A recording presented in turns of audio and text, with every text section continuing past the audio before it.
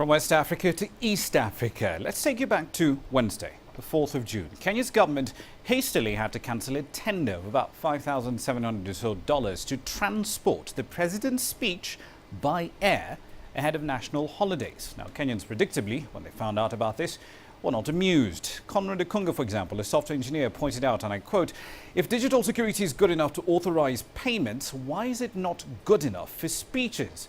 And after hours of criticism, just after 7 p.m, the Interior Ministry finally announced on Twitter, no less, that the Interior Cabinet Secretary, Joe Olelenku, would cancel the tender, according to the ministry, saying that it would adopt modern methods to deliver speeches in future. Now, they then proceeded to clarify a few minutes later that the airlifting of speeches is normally done in far-flung areas with poor road networks, in areas where there are network challenges, end of quote.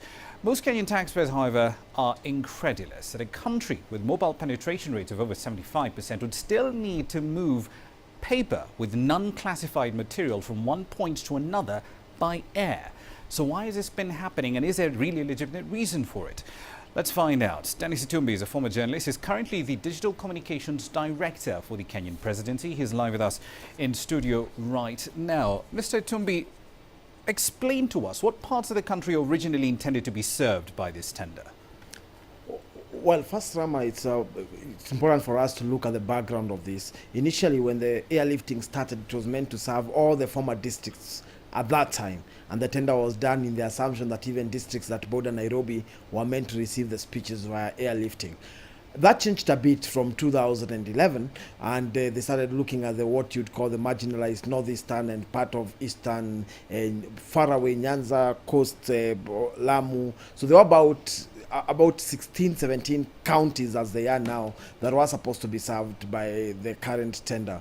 So 16, 17 counties were involved in this. Right, so essentially you're saying that roughly 20, give or take, % of the entire country needs to be serviced by air. When the Interior Ministry said on the 4th of June that they're going to adopt modern methods, what exactly were they referring to?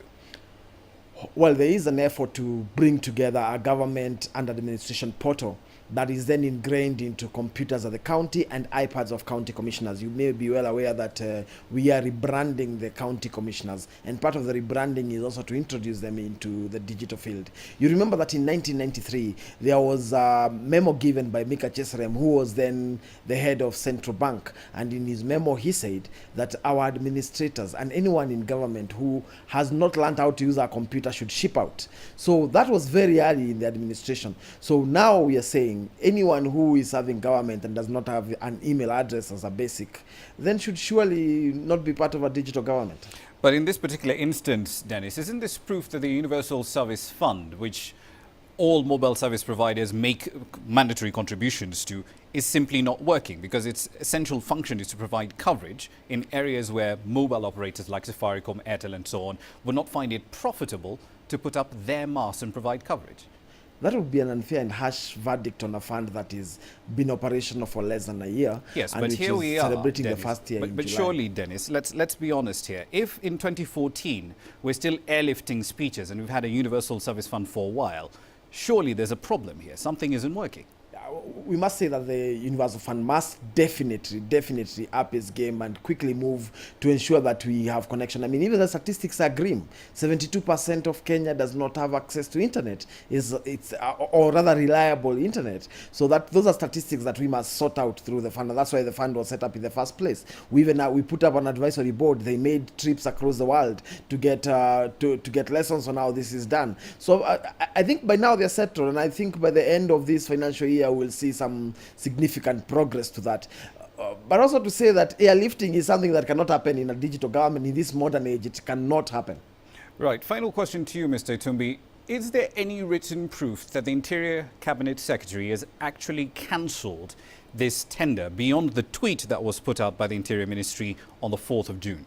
the Kenyan budget will be presented to the public on the 12th of this month, and you will get your written proof there, because there will be no single vote to airlifting speeches. So that definitely means whether or not there is a letter from the cabinet secretary in charge of interior, then it does not exist on the budget and it will not pass on the budget. So definitely there is proof. The proof is coming to you, Rama, by 12th next on week. the 12th of June, when the budget is finally read. Yeah. Right, we'll have to leave it there for the time being. Thank you very much for your time this evening. That's Dennis Itumbi. He is the Director of Digital Communications in the Kenyan Presidency, live with us here in studio on that frankly astonishing idea of airlifting speeches across the country.